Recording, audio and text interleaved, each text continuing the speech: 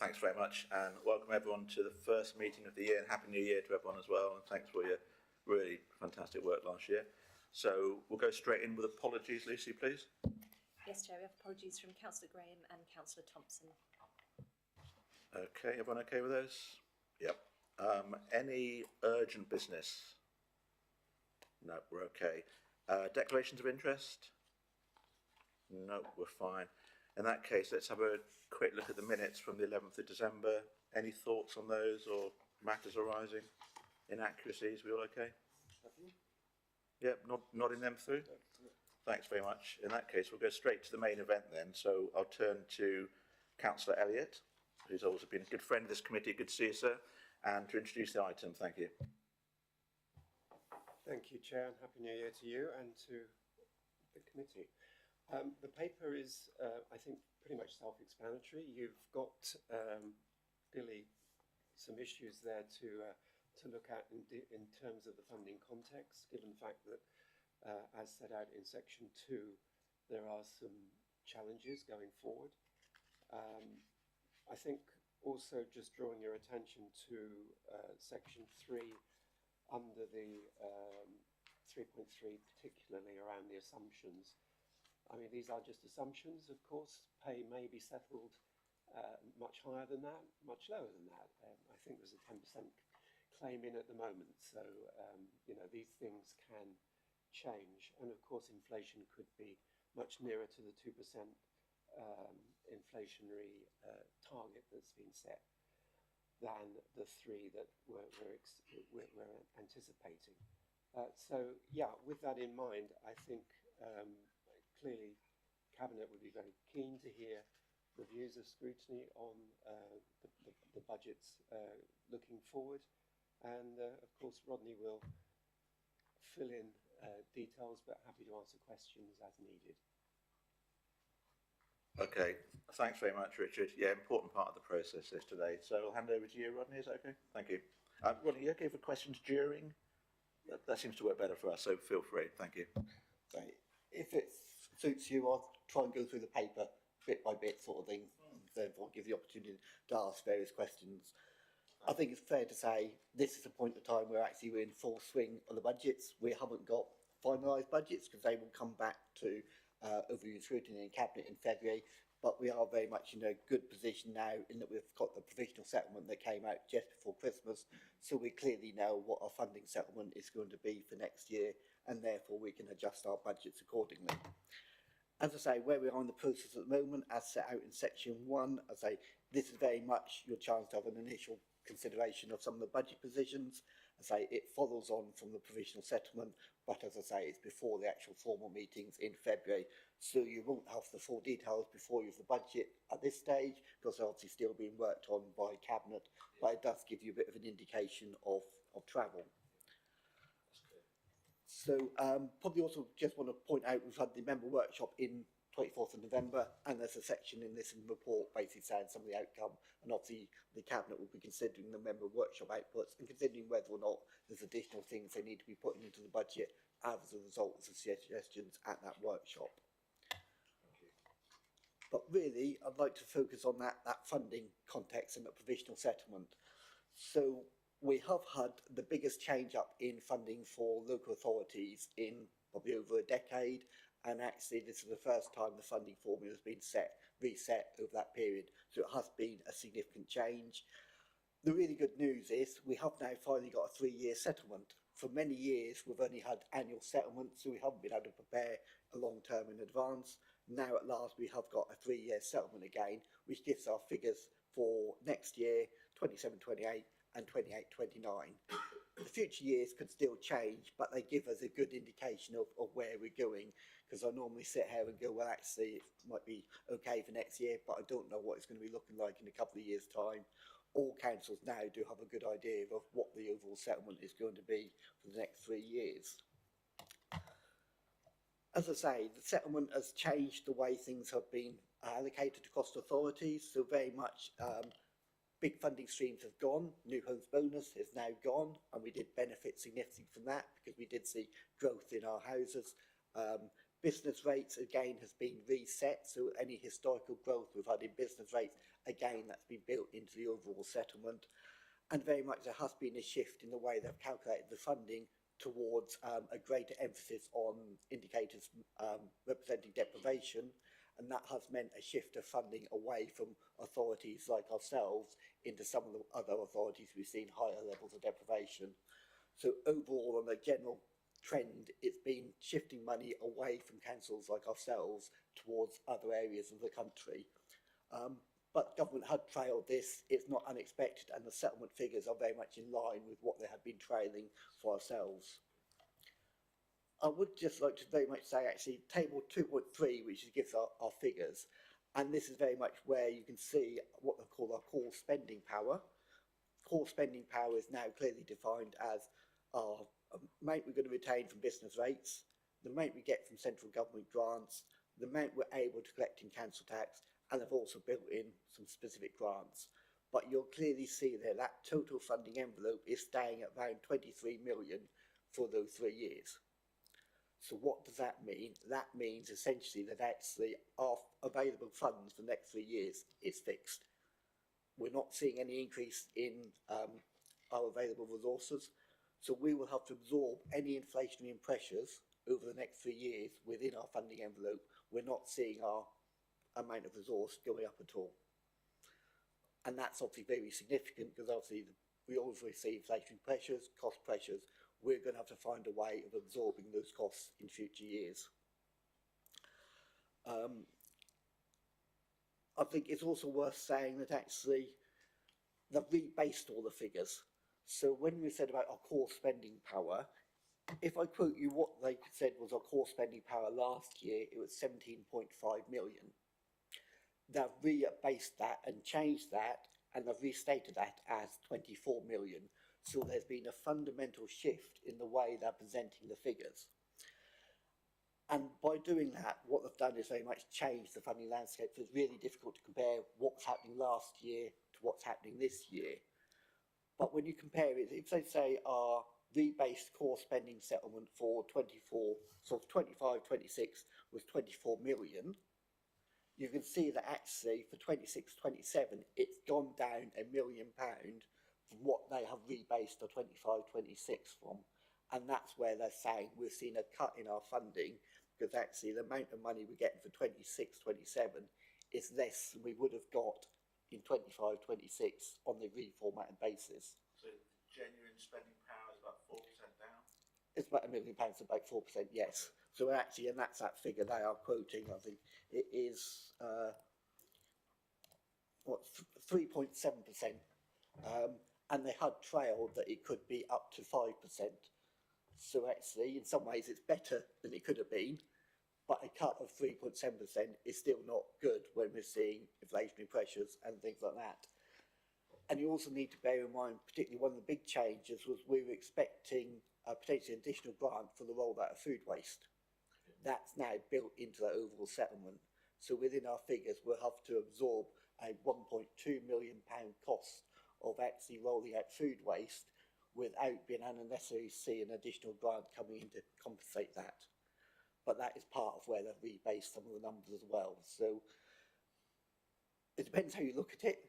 You can go, well, actually, it's a £1 million cut and then 2 flat line. Or the other way is actually that's just our figure now, and how are we going to cope with that going forward?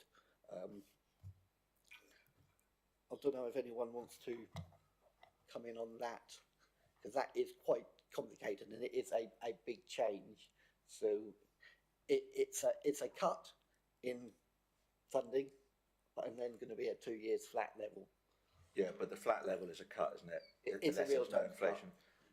Yeah, happy to pause there if there are any And points. it's probably worth saying, and that is assuming we put council tax up to the maximum. So they've assumed that actually in order to get a flat settlement, we put council tax up by £5 a year. If we don't, we'll then see it being a reduction in our overall ability to fund our services. Okay, Rodney, just do your mic in here if you don't mind. Right, that's a really clear exposition, I think, of the overall picture. Are there any points or questions, or should we ask Rodney to continue? Yeah, please do, James, yeah. So really and truly, what we're saying is that because we've done very well and we've looked after our money and we've invested it and we've done all the things that they wanted us to do, they've stabbed us in the back. They've taken the money away because they promised to pay for waste and now we've got to fund it. So that's 1.1 million. They've reduced the overall cost by 1.4 million. So we're down 2.5 million, which we've got to find from tax increases. Am I right? Just go through the chair, James, can you, if you don't mind? I'm not sure if it's in a response to how efficient a council was. It sounds like it's across the board, just to clarify that. I think the way it would be presented from government is actually there was additional funding in the settlement for food waste. It's just that you can't necessarily see how much of that is coming to an individual authority. So actually they've put money into the overall pot, but whether or not we can see that indirectly in our figures is very difficult to do. And I think they're saying we have benefited from historical growth in the past. What they have done is protected sort of part of that level in our funding going forward. But there's always as part of the initial intention that actually business rate growth and bonus growth was always intended to be a short-term measure and to get reset every so often. So it's a continuation of their policies. They're saying it's just reflecting their policies. On the other hand, you could say actually we are being penalised and not seeing the money. So it depends which lens you view it from. Okay, can I come back on that? Thank you. Yes, please, Deborah, yeah. Thank you, Chair. I think James's characterisation is unreasonable because the amount of extra money we got for those food waste collections was significantly more. I mean, like £1 million more than we thought we were going to get originally. So, you know, I think we need to be grateful for that. The corollary really is what scope does Rodney think we have to make savings in the rest of our waste collection services? That is to say, the residual waste, given that if we're good at collecting the food waste, the rest of the residual waste portion should be cleaner and much reduced. Okay. Can you comment on that, Rodney? I think I struggle as I'm not a waste professional. The big challenge though is actually however much is in your residual waste, if you've still got a weekly collection, you've still got the same lorries going down the same roads. Unless you look at changing your collection schedules, then you're still very much stuck with actually the cost of the waste collection is the number of vehicles you need, the number of bins you need, and we are seeing, because you have food waste, you've therefore got additional vehicles and additional people going out to collect the waste. Okay, thanks for answering that. We had a good meeting about that last meeting as well. Do you want to carry on then, Rodney? Is that okay? Thanks, everyone. Sorry, can I? Yeah, please. Sorry. Ask a question. While we're just looking at this general shape, and thank you for explaining it that way, Rodney, that's very helpful. But if we then put it in the context not of comparing 26, 27, 25, 26 that we're in at the moment, in terms of the budget, but in terms of the projected actual, because you were talking about a year-over-year reduction, but are we seeing those efficiencies within the actuals already in 25, 26? Thank you. So I think that skips a bit onto section 5 of the report, which is very much the current year budget position, where actually the report that went to Cabinet on the Q2 position was clearly showing some underspends in the current year. It's good that it's been reported, but that has allowed us very much to focus on those areas when setting the 26-27 provisional figures and going, actually, is there anything we can do to actually reduce our overall costs without harming our frontline services? So actually, is there some budgets that can be trimmed and increased? And as we were expecting a difficult settlement, we very much focused on this year, and you will see in the table in section 6 a line for cost savings in our budget. So that's where we're going to identify nearly £800,000 worth of cost savings by doing this review process and then actually where can we look at our budgets, make it more efficient. So because we knew it was probably going to be a difficult settlement, we very much focused on trying to drive as much efficiency out of our budgets as possible to make it easier to balance the budgets for next year. So actually, I think the in-year budget monitoring position and actually being really firm on this and understanding where we are helps us when you're setting next year's budgets. Do you want to carry on going through the paper then, Rodney? Oh, so I've got a question. Let's keep pausing. I'll go for Jim if that's okay, Catherine. Then Thanks. There's just this question about how badly are we being treated by central government. I've looked at the cabinet paper from last February, and that shows an income across council tax and government grants of 21.15 million, and it shows the equivalent figure for the previous year was 18.9 million. So superficially at least, it looks like we've got 4 million more than we had 2 years ago and 2 million more than we had 1 year ago. So it doesn't look like we've been treated too badly at all, or have I got that wrong? I think there's going to be a good answer on that. Go on, Rodney, to do additional grants. And this is where, in previous years, you then had, on top of your core settlement, you had your new home bonus, you had your business rates growth, and therefore that wasn't in those figures. Now they've been built into those figures, that's why our core spending power has gone up. And actually, I think the amount they've protected has actually been quite reasonable. They could have been really aggressive and said, well, actually, all your historic business rates growth is now gone completely, just lose it immediately. But they have been quite good in that protected this. So actually we are seeing it's a lot better than it could have been. But I'm sure we'll always argue actually we would still have liked it to be more. But actually I think that balancing between taking the money away from these areas and also not penalising us too much for the historic growth, it is a very difficult settlement to get your head around. Okay, do you want to come back on that, Jim? I think I'm fine on that, but I guess the real point is that the pain is more in the future with no increases in core spending power than it is next year. Is that fair? Yeah.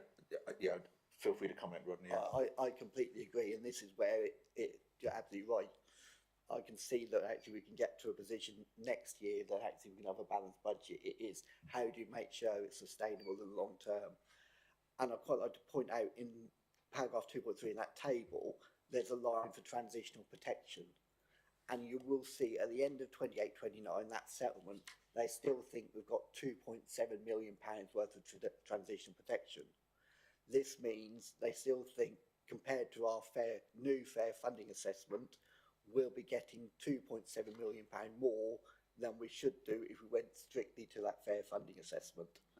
So there is a risk that they would go, you should no longer be entitled to that, and cut it in future years.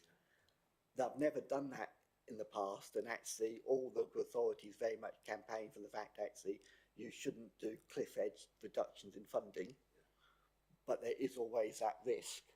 But on the other hand, by 28-29, we could be in a new unitary authority and it'll all get merged into an overall settlement. But there is that risk, and if we were looking at that medium term, we've got to be very aware that actually we might be able to do things for this year, but what is our medium term solution and how we're going to make sure we can support the residents this year, next year, and for the next 5-10 years.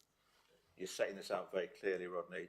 Just final point on that, Jim, if that's okay. Well, you might not know the answer to this, but is this where we get caught in, and I'm not being political, the Chancellor's smoke and mirrors? I mean, any Chancellor. in that, do they do their long-term projections showing they've balanced their budgets by assuming that we don't get transitional protection beyond 28-29? Just do your mic there, Jim, if you don't mind. Oops. I think that's a tough one for Rodney, but I'm happy to invite you to conjecture on that if you want to. But that's all we can be asked Rodney to do. I really don't know how the longer term projections work for government. I'm sure there's people far cleverer than me who actually works these out in the Treasury. Yeah, I get the odd party political points, by the way, but it's difficult for Rodney to give a value judgment on government policy. He's just setting out the case. But no, thank you. It's fine. Right, do you want to carry on then, sir? Sorry, you did have a hand. Sorry, Catherine. Thank you, Chair. I just wanted to have a little bit more clarification on business rates because I don't really understand. I mean, when it says business rates will be reset, i.e. we lose our historic growth and pooling benefits, what does that mean for people who pay business rates? Are they going up? Are they staying the same? I just, from the other side, obviously it's an income for the council, but what does it mean for people with businesses themselves? Okay, again, it's a government one, but feel free to conjecture, Rodney, if you want to. So there's actually two different things going on here with business rates. One is actually about how much do we charge businesses for their properties, and that's again been reset this year. So actually, from 1st of April next year, everyone's rateable value has been changed, and there's been new multipliers coming through. Some of the multipliers have gone up, some have gone down. So for an individual property, it's really, you have to look on an individual case, has their business rate gone up or down, sort of thing. So people will see their bills change. There's been a lot in the news about actually the effect on hospitality, about whether those bills are going up or down. In reality, a lot of them have gone up, but that's because the COVID reliefs that were being paid and given discounts in previous years have now gone.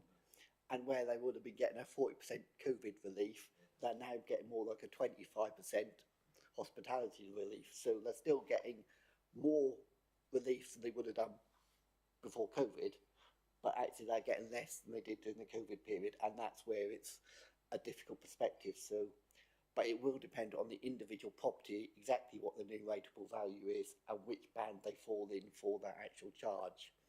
So for an individual property, there will be ups and downs. So I think we're seeing a slight down on this Horizon Centre, and we're seeing a slight down on our leisure centres, but some of the other properties are seeing slight increases. So that's at one effect, the business rates charges. And then the second effect is how much of that business rates income do we keep? So we collect about £30 million worth of business rates income. We don't keep all that, and actually the amount we're going to keep net is about 4 million. So actually that's where we would have kept in previous years 6 million, as in, but now it's only getting the 4 million being kept. So it's two different things going on. I'd keep it all local if I was in charge. Right, okay, and I think it's hard for Rodney there, but he's given it a good go. I suspect it's going to change nationally anyway, but this is about the impact of government policy on South Norfolk. Do you want to come back on that, Catherine? No, I just want to say thanks for explaining that, because I didn't really understand how much we keep and how much we have to pass on. So, and I think it's really useful for people who have businesses to understand where it's all going. It's not all coming here. It's you know, it's all going elsewhere to fund other things, I'm sure.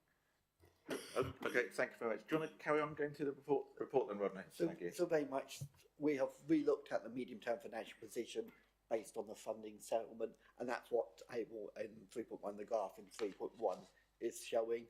And this very much clearly shows actually our total funding, the orange dotted line, is basically flat for the next few years.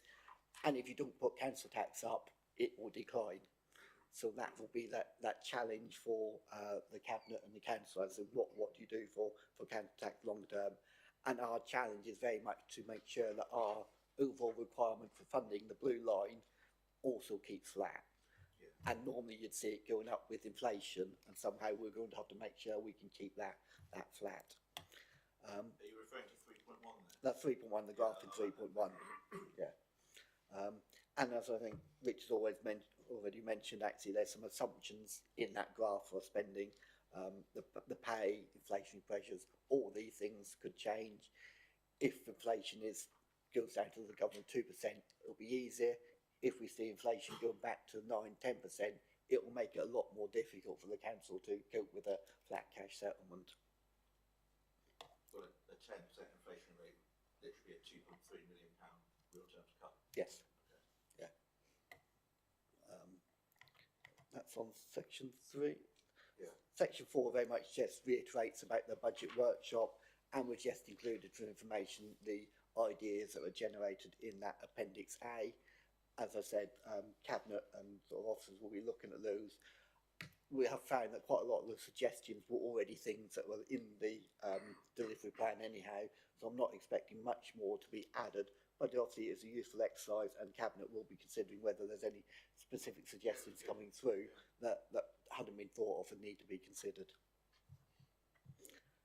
I think we've already considered I mentioned the current year budget position. As I say, we are looking at an underspend in the current year, and that obviously means we're able to make savings in next year's budgets, which would be a lot different if you're looking at overspend in the current year. It makes it more difficult to actually, that current year underspend gives us a healthy position to start from.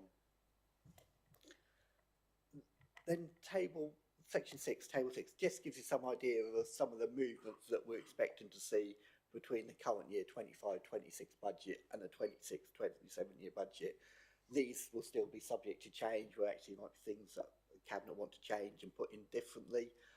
But you can clearly see some of our big cost pressures from there. So the pay rise, that costs sort of a £800,000 a year for a 3.5% pay rise for staff, and you've got increments on top of that.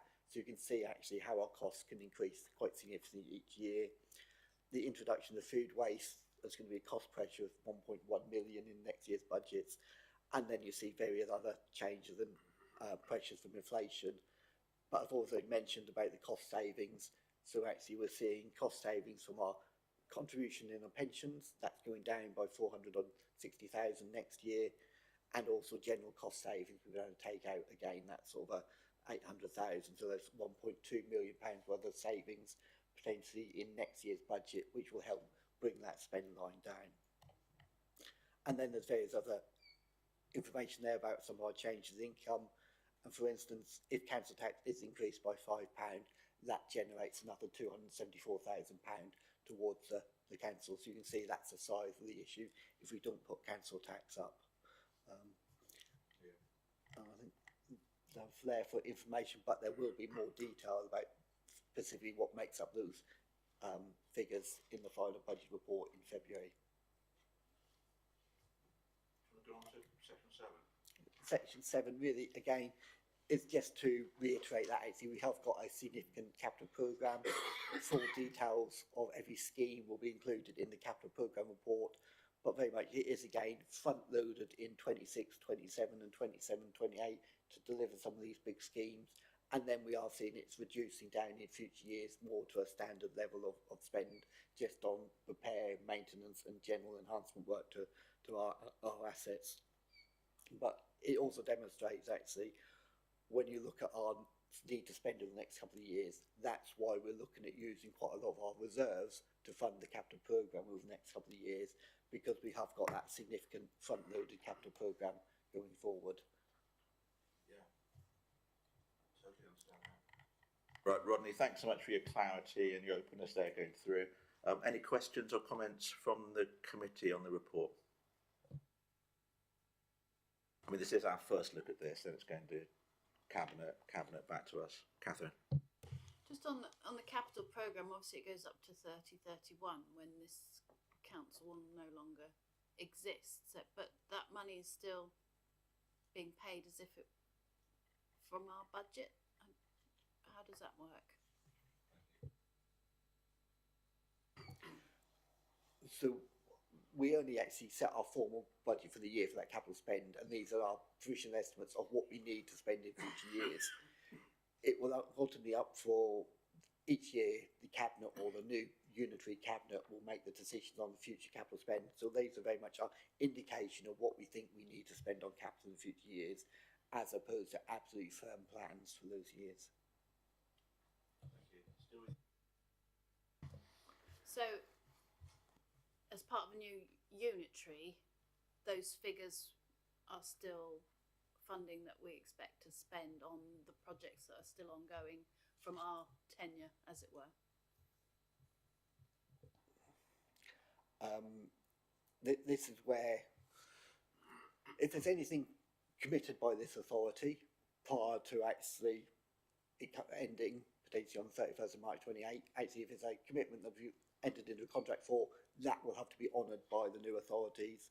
But otherwise, everything is up for grabs, because basically you'll have a new cabinet setting a new budget for 28-29, and they will be looking at the priorities across the whole of the new unitary area, both on revenue and capital, and therefore they will need to set their budgets accordingly. So it's only if we've contractually committed things, then that will have to be honoured by the new authority.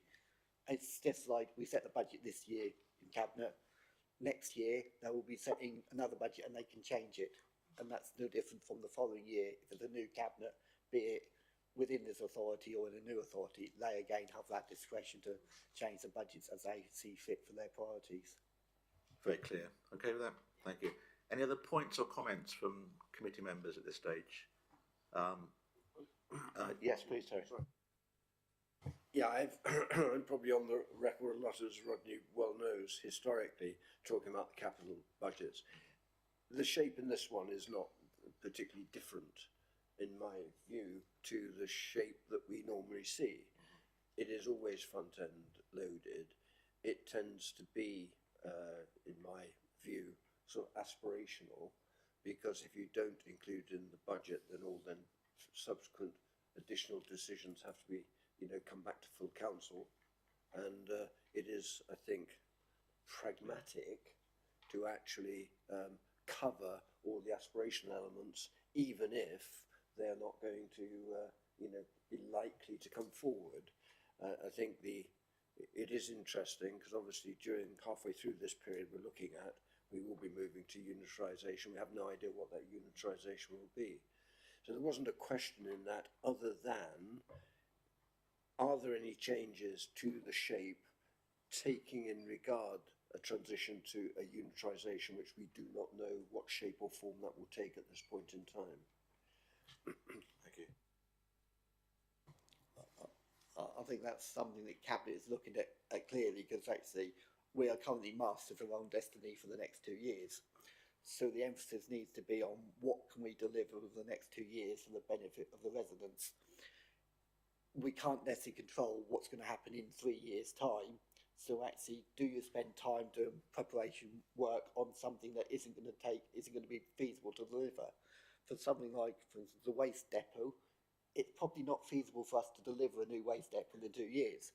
Therefore, let's focus on the schemes we can do, improving the current depot, and actually not parking them, but actually making sure that actually the focus is on the things we can deliver. Yeah, the here and now. The here and now. Yeah. Okay. But with you, Terry, yeah, please.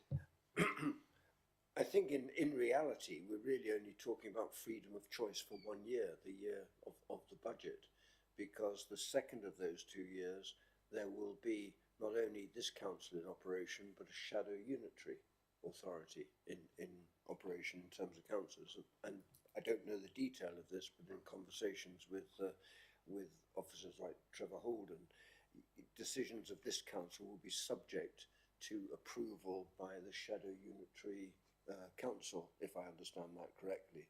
So our freedom of choice is probably limited just to the year that we're looking at going forward. Am I right in that assumption? Thank you.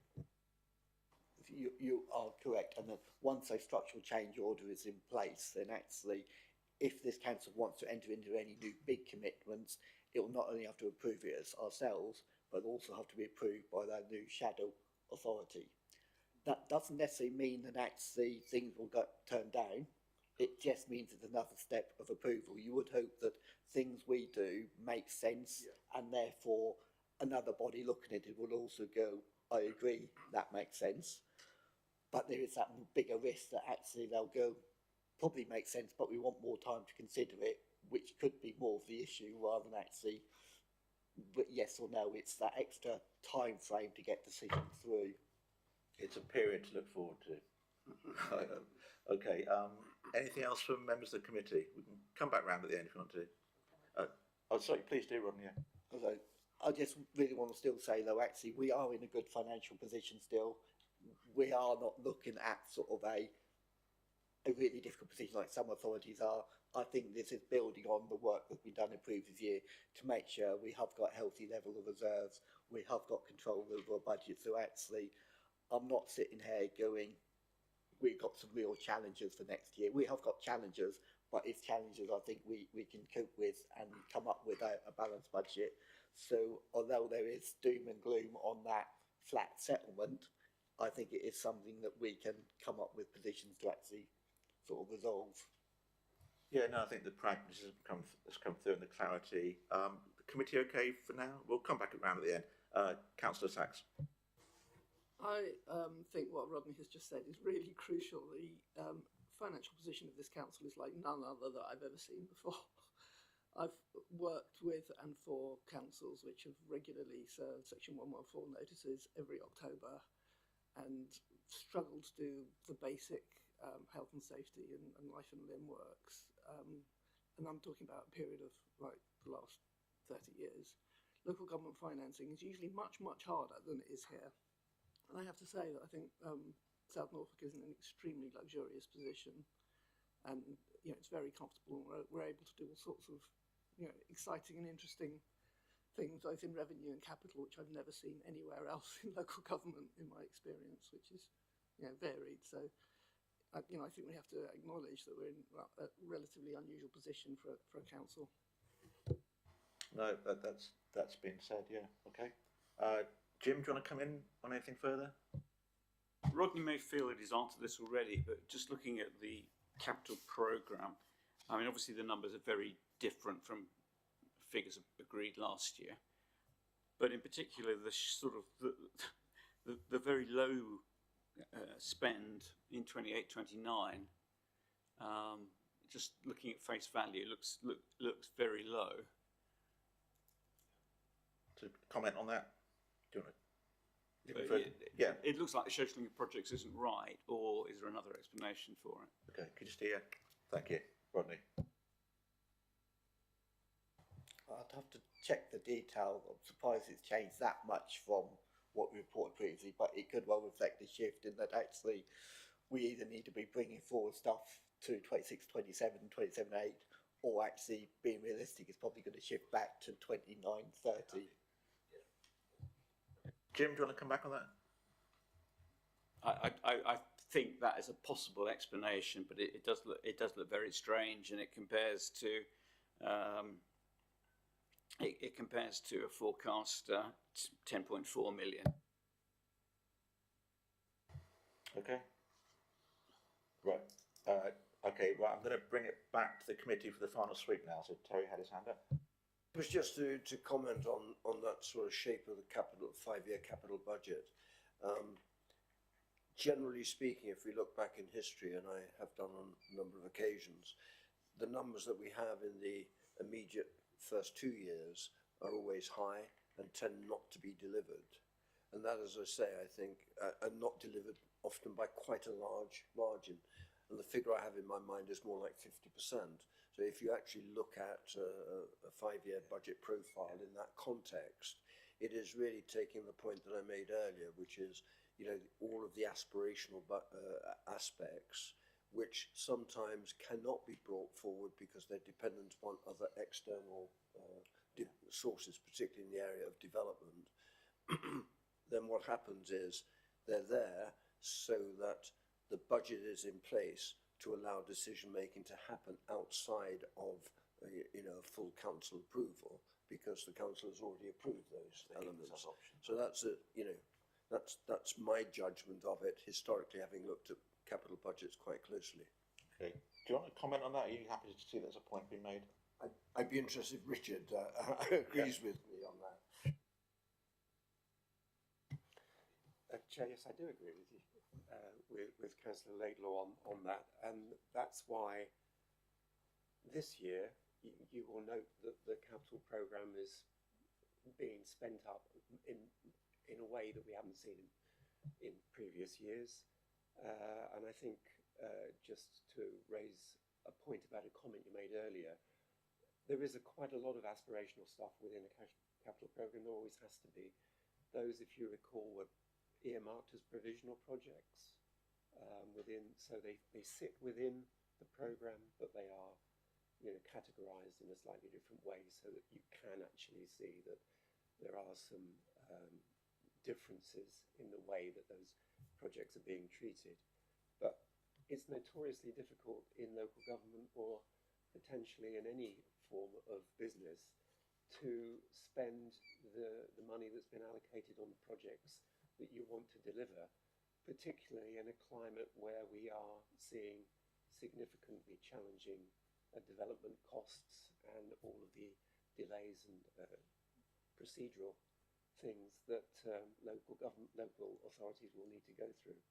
So I think that, well, I don't think I need to say any more, but I do agree with Councillor Laidlaw's view on that.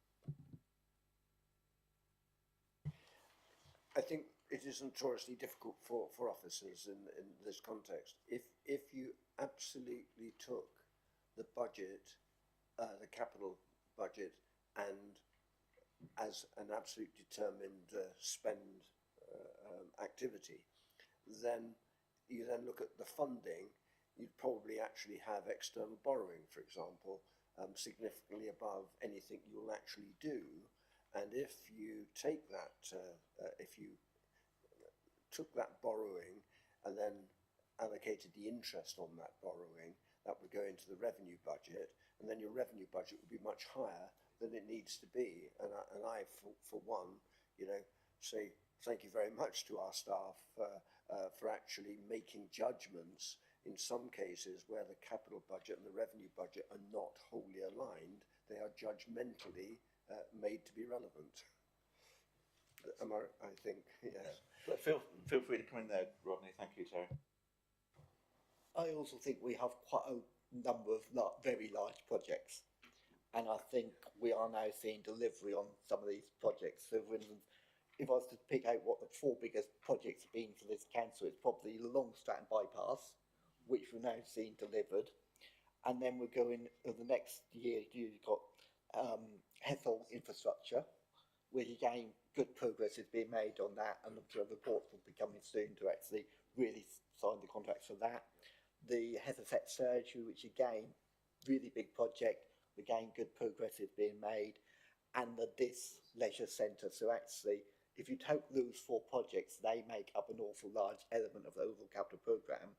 And I think Cabinet are very much pushing on delivery of these, and actually we are seeing these coming towards real fruition, where you'll be able to start seeing the spades in the grounds if they're not already there. Any final points or questions from members of the committee? No, so it's our first look at this. Thanks, Rodney, so much, and Richard, for your openness and clarity. It's been really helpful, actually. Right, I'll move on. Oh, any recommendations?